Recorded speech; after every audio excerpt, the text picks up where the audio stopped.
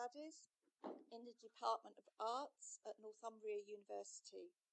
She is an interdisciplinary scholar who is interested in how people and places are represented through tourism, drawing on a range of critical perspectives, including, though not limited to, postcolonial and decolonial epistemologies, critical race theory and black feminist theory. She is an associate editor of Annals of Tourism Research and was most recently a managing editor for Leisure Studies. Donna is currently one of 16 women from Black, Asian and minority ethnic heritage in the northeast of England, featured in the Inspirational Women permanent exhibition at the Discovery Museum in Newcastle-upon-Tyne. Thank you very much, Donna. Thank you.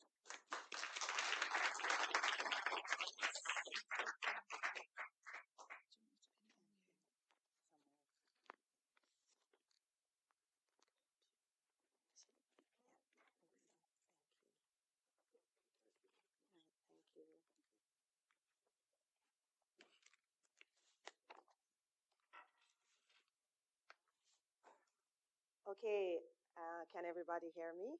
Yes. Thank you so much for that introduction, Hazel. It's really great to be here today. I have to say that I'm one of the old-fashioned people, and I do apologize that I've printed my keynote here. And for me, that's the best way because I always panic about technology failing and all sorts of things. So I have it printed here. I just wanted to say that I'm really happy to be back in Liverpool. And I was listening actually to the welcome from Adam Shaw here. And I suppose I was listening to what wasn't said in that welcome. And one of the things that Liverpool is actually known for is its link to British colonialism, because it was a big player in the British transatlantic slave trade in enslaved people. And one of the big tourist attractions here is the International Slavery Museum. And there are many peoples that actually migrated to Liverpool after that. You know, there's a big Chinese population as far as I can recall, and there is still a big Caribbean, African and Caribbean community here in Liverpool as well. So I think that was a bit missing from the sort of history and the attractions, if we want to call it that, that Liverpool is known for. And the reason I'm really kind of focusing a little bit on colonialism is that I will say a little bit about that in my presentation, because I feel you have seen the title of my presentation, and I believe that colonialism has actually played a key role in the way in which Black women have been represented generally, but certainly within tourism and leisure contexts. So I want to make it clear from the beginning that what I'm going to present is in no way a finished project. I don't think anything is really finished. And it's not an objective truth about Black women's representation. Instead, what I aim to do in this presentation is to sort of weave together a story from disparate sources, interpreted from my own subject position and lived experiences as a Black woman. And what I'm hoping to do is that this will open up conversations and critical reflections. Okay, so let me begin. In 1981, Bell Hooks, in her book titled Ain't I a Woman? Black Women and Feminism, stated that as far back as slavery, white people established a social hierarchy based on race and sex that ranked white men first, white women second, though sometimes equal to Black men who were ranked third, and Black women last. So Black women were always at the bottom of this kind of social hierarchy. Not long after Bell Hooks published her book in 1984, another well-known Black feminist writer, Hortense Spillers, actually noted that Black women are the beached whales of the sexual universe, unvoiced, unseen, not doing, awaiting their verb. Now, Spillers went on to note that Black women were subjected to the paradox of non-being. Now, these quotes from Hooks and Spillers, I believe, encapsulate not just the historic, but the current situation of Black women in our contemporary society, and consequently in tourism and leisure contexts. Specifically, I argue that in traditional discourses and practices of tourism and leisure, Black women's voices have been largely silenced because of the intersecting factors of racism and sexism. And this remains so despite emerging evidence in tourism and leisure studies of a more liberatory counter-narrative, for example, through publications like that by Emma Lee on the manufacture of Black women's bodies, discussions on the Black travel movement in the United States, as narrated by Stephanie Benjamin and Alana Dillette. And very recently, I noticed a publication by Christine Fleming and Melanika Turner, which explored Black women's lived outdoor recreation experiences. But still, I believe it is true to state that Black women in tourism and leisure are affected by a double negation. We are frequently erased from both discourses of sexism and racism. And the point is that when people talk about sexism, when people talk about feminism, it's often centered on white women. When people talk about racism, it's often centered on Black men. So there is a gap there where Black women tend to fall in between that gap. So Black women in tourism and leisure have scarcely been perceived as having agency. Instead, we have primarily been the objects of research and often represented by white men and women as socioculturally, economically, and politically vulnerable, and thus in need of empowerment. Where Black women's voices are heard, it is often through the interpretive lens of Western, aka white scholars, and reproducers of culture, including in popular media, such as film. I will come back to that a little later. Now, there's been a few interesting publications in the context of leisure studies, and I just want to highlight a publication by Russell Mowat and colleagues that suggested that Black women in leisure research are represented according to two juxtaposing positions. On the one hand, invisibility, and on the other hand, hypervisibility. So Black women are invisible as research participants and as researchers. However, according to Mowat and colleagues, the body of the Black woman comes into view when conceptions of sexual subjection or social disparities are discussed. Mowat and colleagues argue that in leisure spaces, Black women's bodies are stereotyped as abnormal, hypersexual, and their social location highlighted as deviant. This stereotypical representation of Black women is used to justify and excuse exploitation and violence. And this hypervisibility requires the recognition of race in conjunction with gendered body politics. So in this discussion, I will illustrate the way in which Black women have been silenced in tourism and leisure. My discussion is underpinned by the concept, which you probably would have realized by now, of gender intersectionality, which emerged from Black feminist theorizing.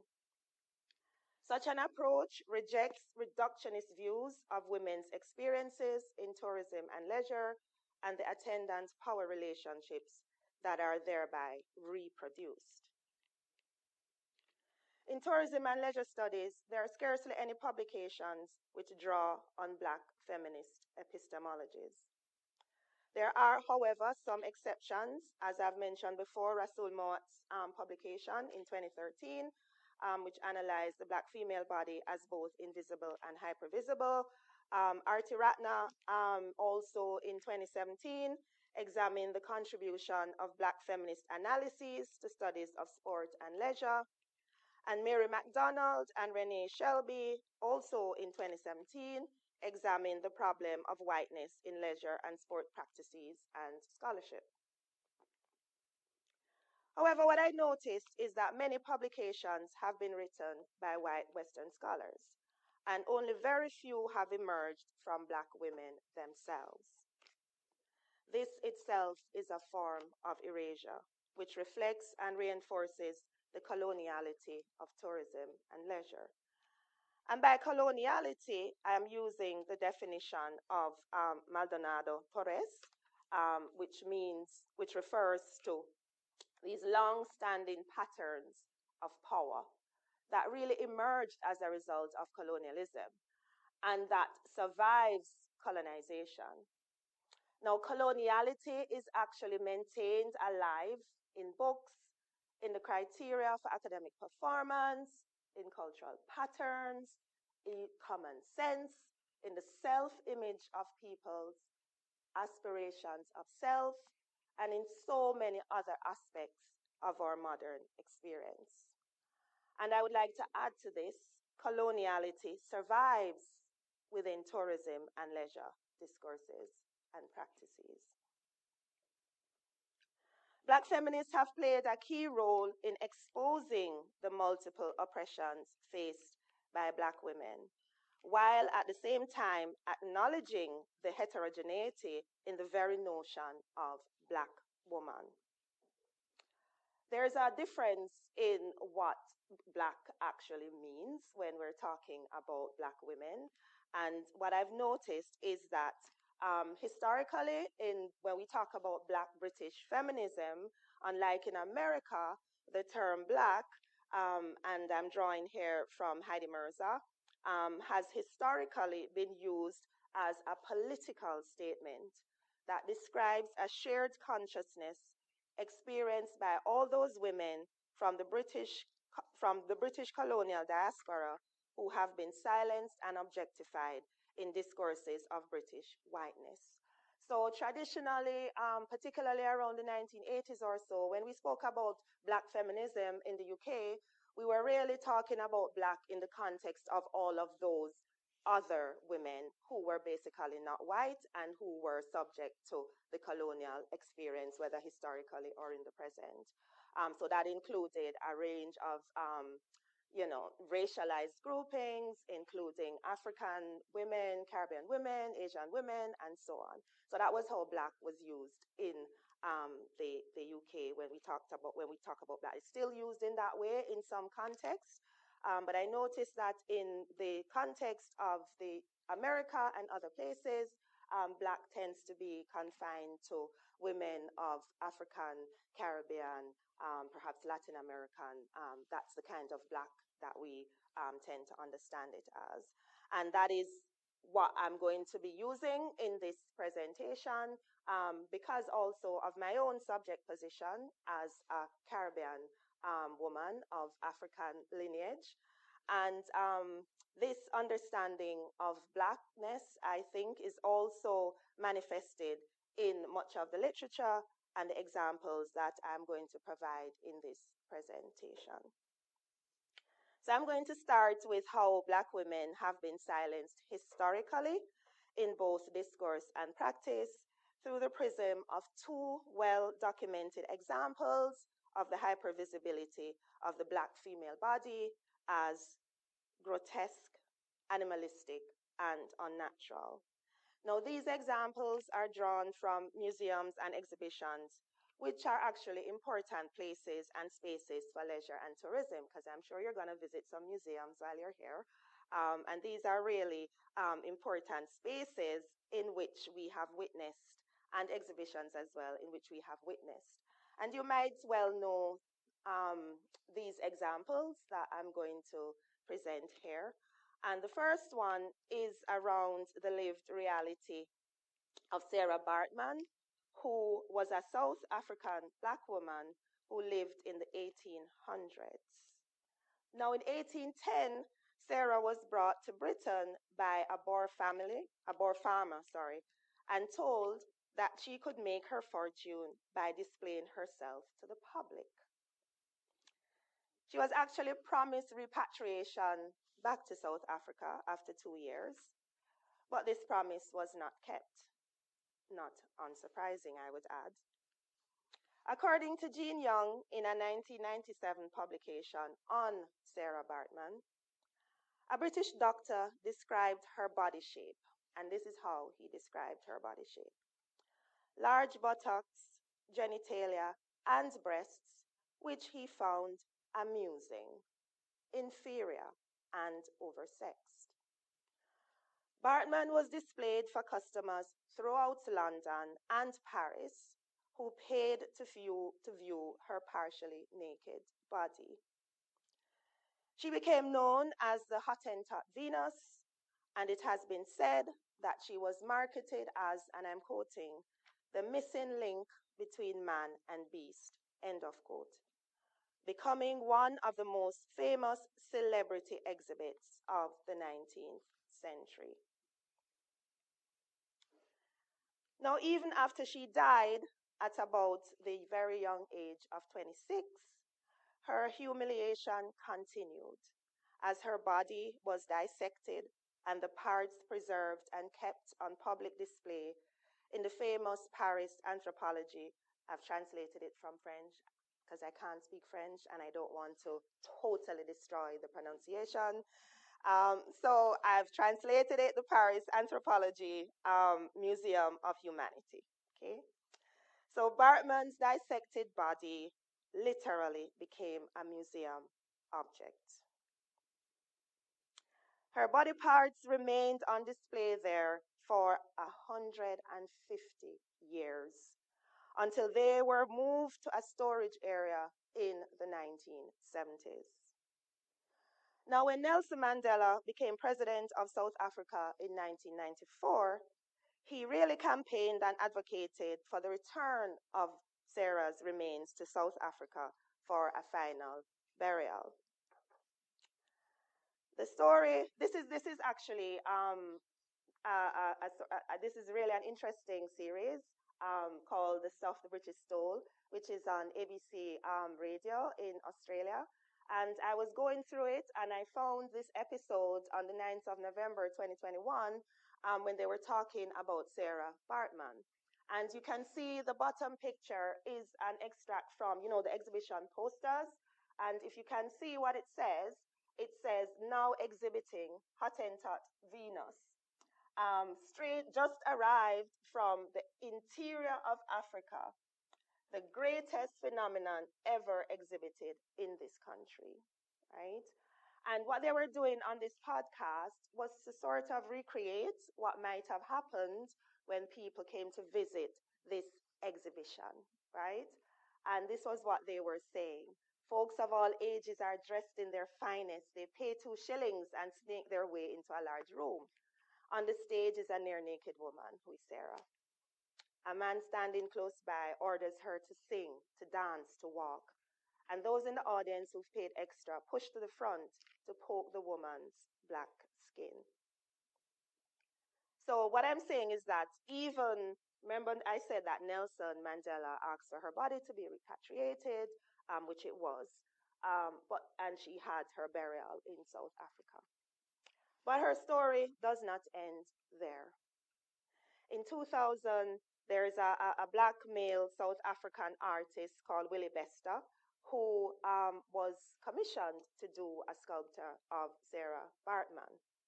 And this sculpture has become one of the most important artworks in the University of Cape Town's art collection.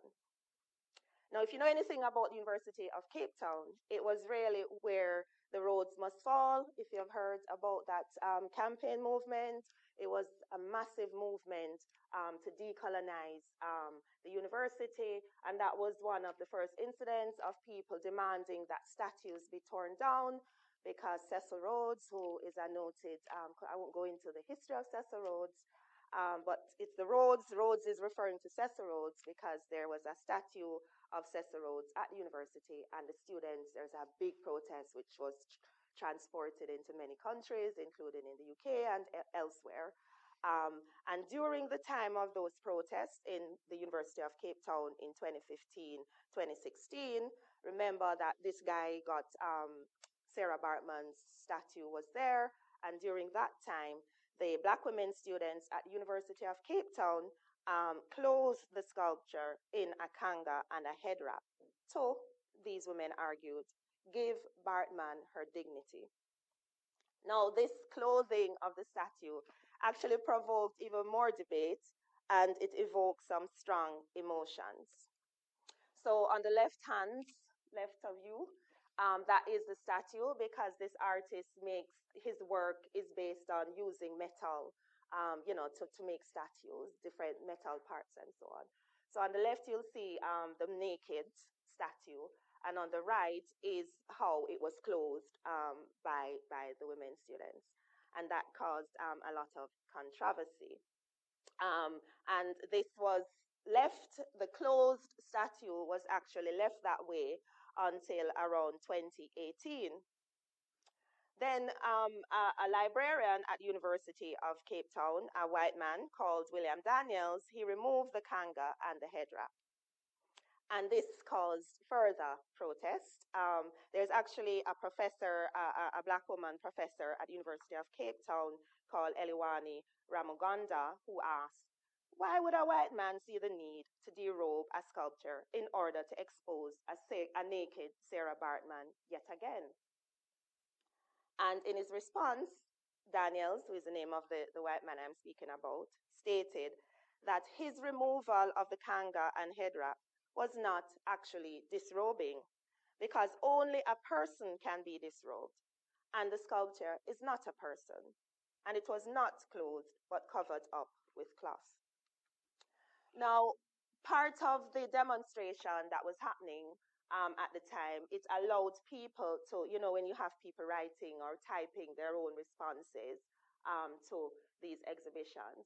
And this was some of the things that were being said by many of the Black women at the time. And I don't know if you can read some of what is there. Some were saying it is not just a sculpture, it is not just a piece of cloth, it is centuries of trauma.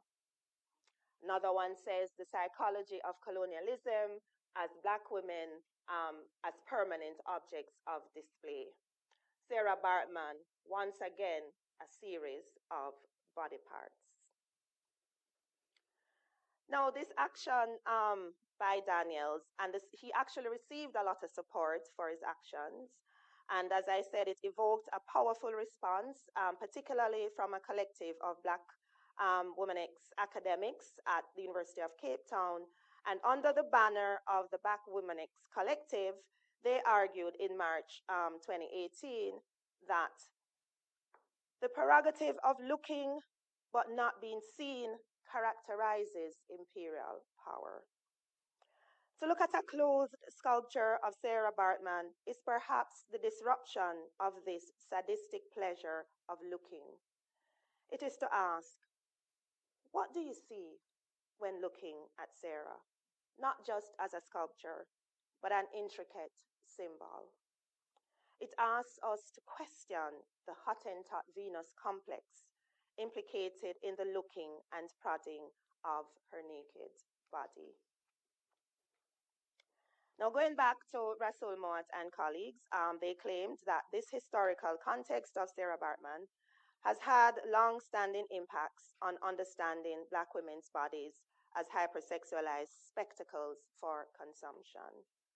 And I would add here that this also needs to be critiqued in the way that Bartman has once again been objectified, silenced, and represented in our contemporary era. Now, my second example in which Black women are portrayed, my second historical example in which Black women are portrayed as unnatural and grotesque, is that of Joyce Heth. And this is as recounted, I have to say, this is as recounted in Benjamin Rees's 2001 book titled The Showman and the Slave, Race, Death, and Memory in Barnum's America. Now, I don't know how many people know about the Barnum and Bailey kind of circus act that was around at the time. But one of the key players there was P.T. Barnum of Barnum and Bailey circus fame. And this is before his circus days. He actually leased this Black woman called Heth. She was an enslaved woman, and he leased her for his first solo exhibition as a showman in 1835. Now, Barnum was famous for doing a lot of hoaxes, and he claimed that Heth was the oldest living human at 161 years old. And he also claimed that she was the former nurse of George Washington. Now, his exhibition of Heth was billed as, quoting, the greatest natural and national curiosity, nurse to George Washington, aged 161 years. Now, at the time, there was a newly emerging commercial press, and it turned her act into one of the first media spectacles in American history. Now, Heth was disabled. She was blind, paralyzed in one arm and both legs, and had arthritis in her hands. Barnum had leased her for 12 months, but after 10 months of exhibiting her across the length and breadth of Northeast America, she died. Barnum had forced her to work for up to 10 hours per day in her old age in dehumanizing conditions, where, Rees argued, she would have been watched and touched by people who paid to see her, perhaps similar to what happened with Sarah Bartman.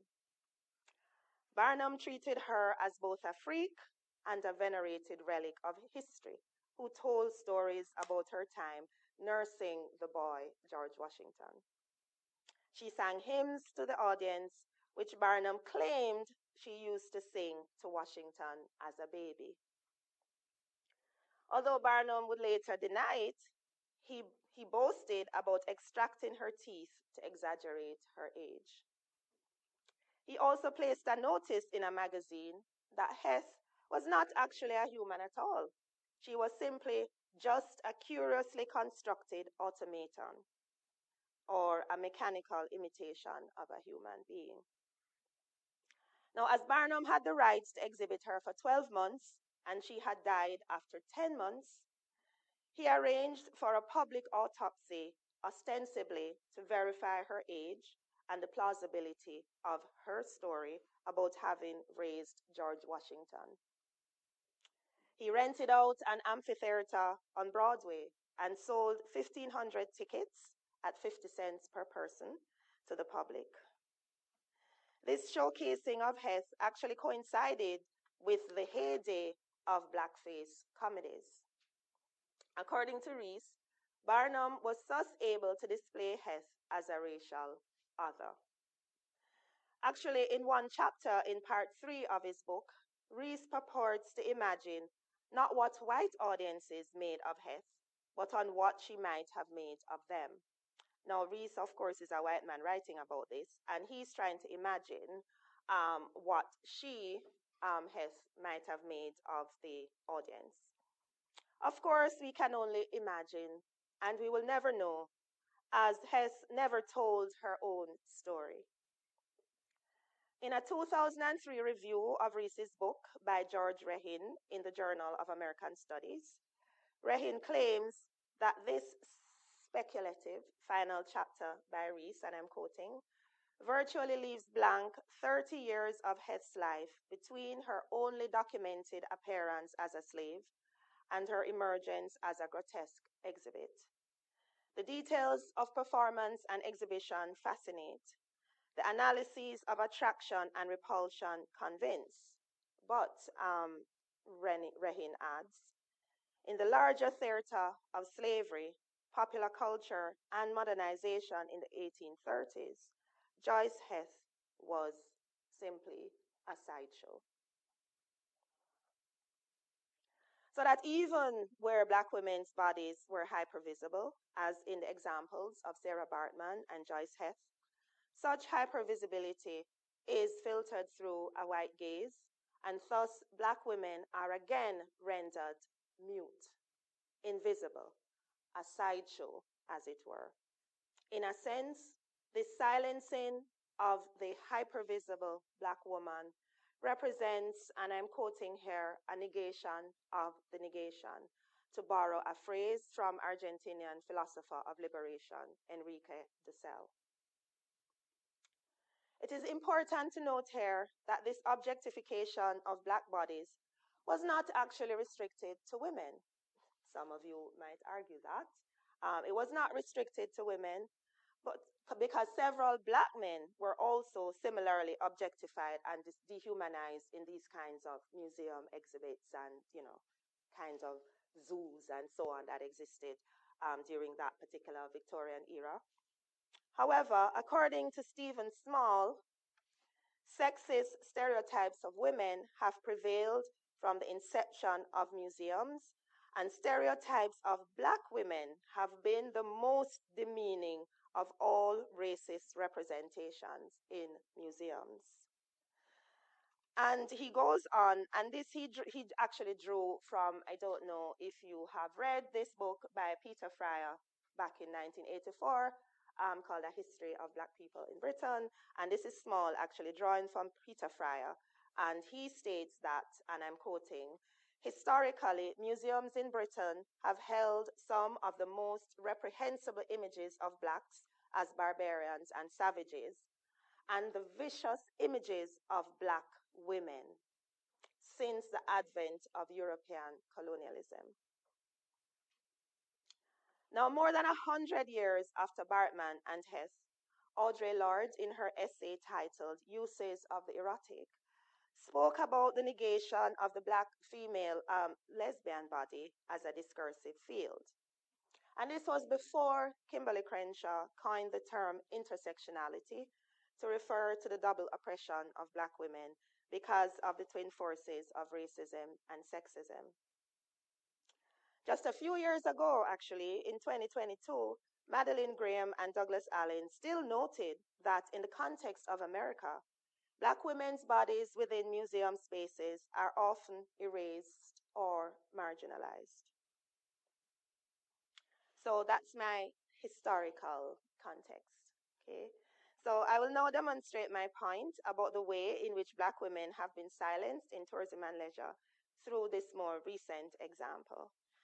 Now, as I had alluded to before, I'm going to now turn to the popular medium of film, and specifically here, a fictional film about sex tourism undertaken by white Western women to an island in the global South. My discussion focuses on the film Heading South, which was first shown at the Venice Film Festival in 2005. I've spoken about this film before. Some of you might have seen it. Have you seen it? Yes? Okay, good, Hazel. And then, yeah, excellent. And then on general release in 2006 to primarily white audiences in Europe and America. And this is just a copy of the DVD of the film.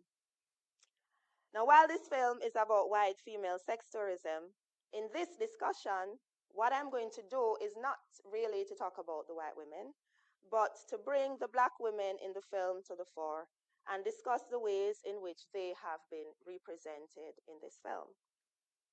I believe it is relevant to interrogate how Black women are represented in this film. Now, just a little bit of background about the film for those who haven't seen it, apart from Hazel. The film is set in the context of the political turmoil of Haiti in the late 1970s. Now, this is post-colonial Haiti. We all know the history of Haiti, the first Black republic in the world. One of the poorest countries in the world still has suffered a lot of tragedy over the many years. But this film was set in 1970s. This was during the dictatorial regime of one of the Duvaliers, Papa Doc Duvalier.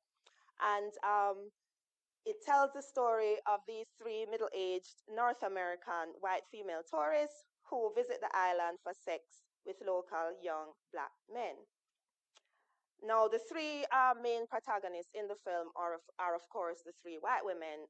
They're Ellen, who is played by Charlotte Rampling, very famous actress, Brenda, who is played by Karen Young, and Sue, who is played by Louise Portal. Now, the Black women in Haiti are, of course, not central characters in the film. And actually, when they do appear in the film, they are often represented as foils for the key Black male protagonists, right? Because there are a couple of Black male protagonists in the film. One of the key ones is the Black man who is in this shot, and he was one of the key protagonists in the film, right? There is little, if any, interaction between the Black women in the film and the white female sex tourists. Yet, while Black women are no doubt central to an understanding of the political context of the tumultuous environment of late 1970s Haiti, their characters are underdeveloped in contrast to the white women, the sex tourists, who are the central characters and with whom the audience are encouraged to relate and to empathize.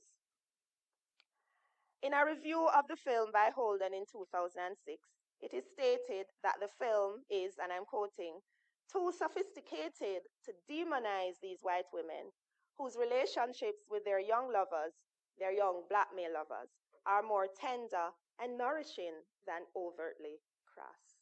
End of quote. So when I was reviewing this film, I was looking at this film, which I've watched so many times. The question I asked myself is, how are the Black women who appear in the film represented? And what does this say about the role of Black women in tourism and leisure practices in this kind of post-colonial world? So in examining the film, what I drew out was two main themes, which I feel articulates the way in which the Black women were represented in this film. And this is what I'm going to briefly discuss now. So the two themes that I picked out were that Black women in the film were either presented as vulnerable or as submissive. So the vulnerability I'm going to recount now in terms of a technique that is used in the film, and that is this technique of the monologue. Now, the audience is drawn into the personal lives and histories of the three white North American sex tourists. Remember, Brenda, Sue, and Ellen. So each of them use monologues to narrate their personal experiences and thoughts by looking directly into the camera. And this kind of technique allows the audience to establish an intimacy with these women. None of the Black women in the film deliver monologues. They never speak directly to the film's audience. The only other person in the film who has such a monologue is one of the Black men who works in a restaurant, Albert. He has another story. But none of the Black women actually speak directly to the film's audience. So we have no access to their inner thoughts. We have no access to their feelings or their experiences, such that we can develop a similarly intimate connection with them as how we have done with those white women through their own monologues. So the film is made to empathize with the white women, oh, we're looking for love, we're so distressed and so on. All we're doing is looking for love, and we're made to empathize with their situations. But we don't hear anything really. We can't really access the Black women, what are they thinking, what are they feeling? There is actually one Black woman in the film who speaks relatively extensively, I say, in one scene in the film. And this woman who, I watched that film and I tried to see if she had a name, but she didn't have a name. She was actually unnamed.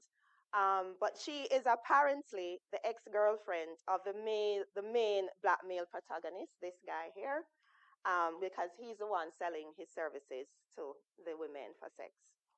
Now, the story of this unnamed black woman, the story that she tells is one of exploitation and rape by one of the generals of the dictatorial Haitian president. Remember him, Papa Doc Duvalier, right?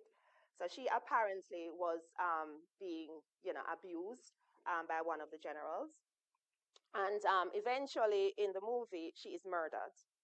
And her body is actually dumped on the beach of the hotel where these women are having their sex tourism holidays. So the black women are largely silenced, literally and figuratively, in the film. She was silenced in death. Okay? So their vulnerability is actually manifested in their erasure from the film's main narrative. So the other dominant representation of black women in the film is one of submission. The black women who work at the resort are either waitresses or cooks. They are often portrayed in blurred or distant shots in the background or peripheral to the main characters in the film. Thus, their bodies are mostly indecipherable and have no material presence. The other black women that we see in the film are in dance scenes at clubs, women who sell the fish brought in by their fishermen, women who sell their wares and vegetables in the markets in the city, and two women who watch young men and boys playing football in the streets. Some of these women speak a few lines in the film, but most of them are generally silent. Only two of the black women in the film have names, and one of these, while named, is never seen in the film. All these black women are represented as submissive, as accepting of their roles and positions in the society and in tourism. Most of them are working in servile roles, and while they clearly know what is happening in the sex tourism industry and are also aware of the political situation in Haiti, they seem to accept both as normal and show no signs of resistance to either. The same cannot be said to the black men portrayed in the film because, I mentioned the black man who had a monologue. He showed some elements of resistance, and also he also showed some element of resistance to sex tourism, even though that resistance was through choosing death rather than becoming a slave to this Charlotte Rampling woman. Okay, that's another story.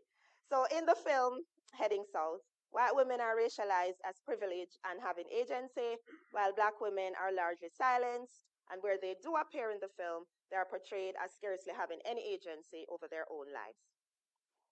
The black women exist in the background, and in the context of the political instability in Haiti, black women are represented as vulnerable and as submissive vis-a-vis the white women sex tourists, whose white privilege renders them immune to the perils of the dictatorial Haitian regime. These gendered and racialized tropes, looking at the time, need to rush on. These gendered and racialized tropes contrast starkly with the portrayals of the white female sex tourists who are free to move through time and space.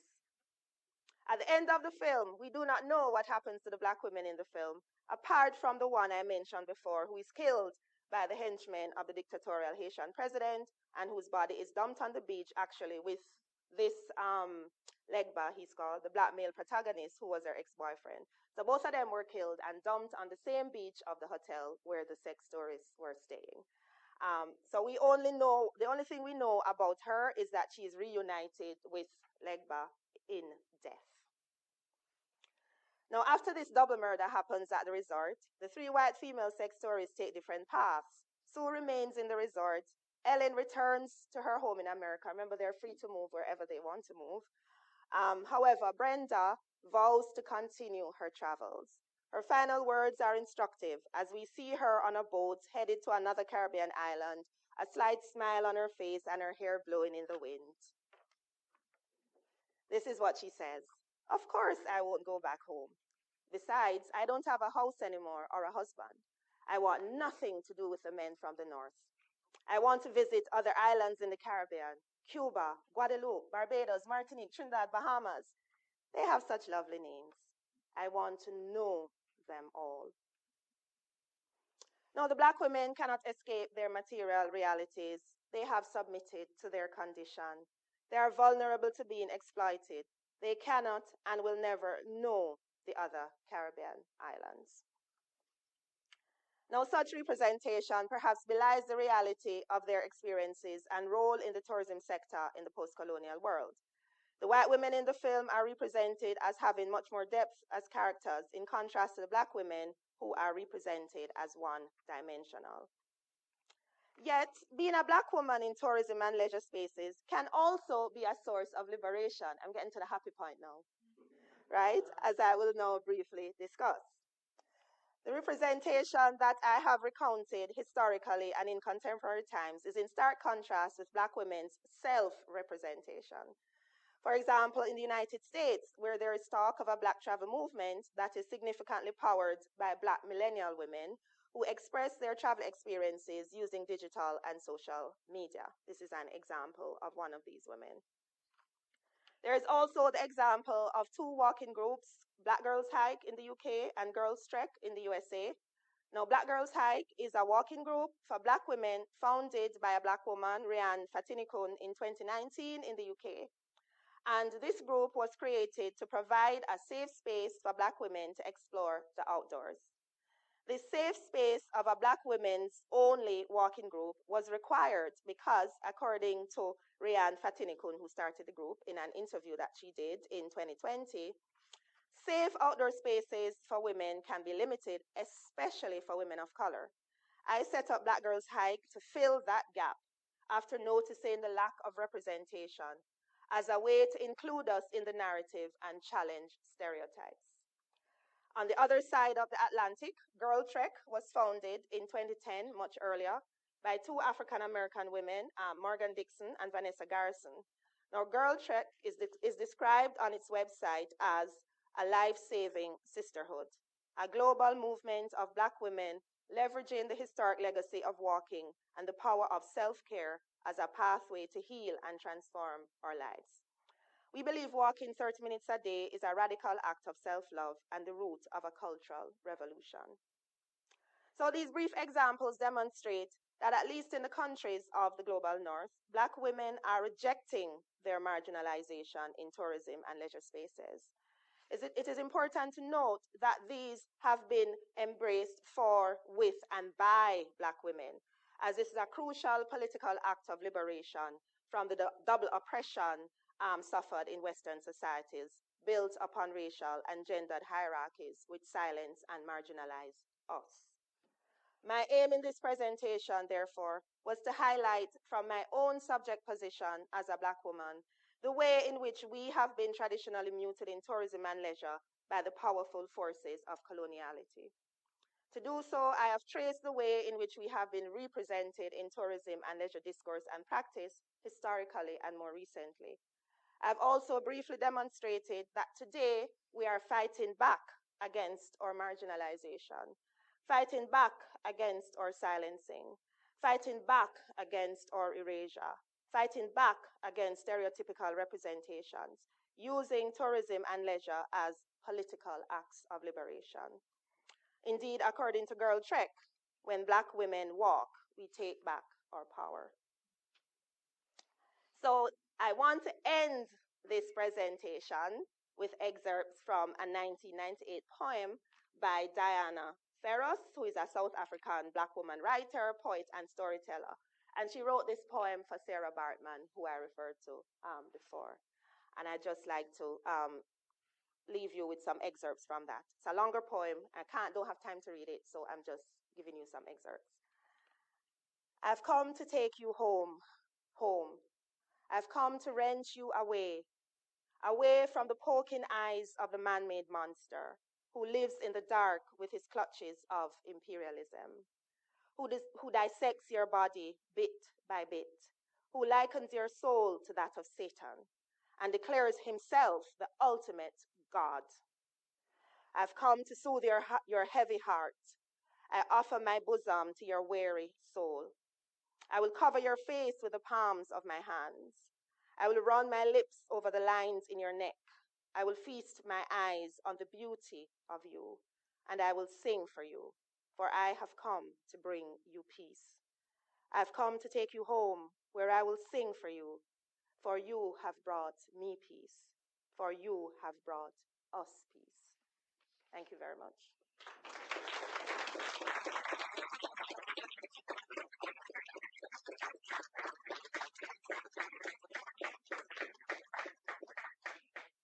Thank you very much, Donna. That's been fantastic. We have time for a few questions, so open the floor. Can I just say that according to Suella Braverman, the outdoors is not racist? Yes. Just putting it out there. Yes, yes, yes. And we can discount that one. For those of you who don't know, Suella Braverman was the Home Secretary in the UK, and we are embarking on an election, and hopefully will soon not be even a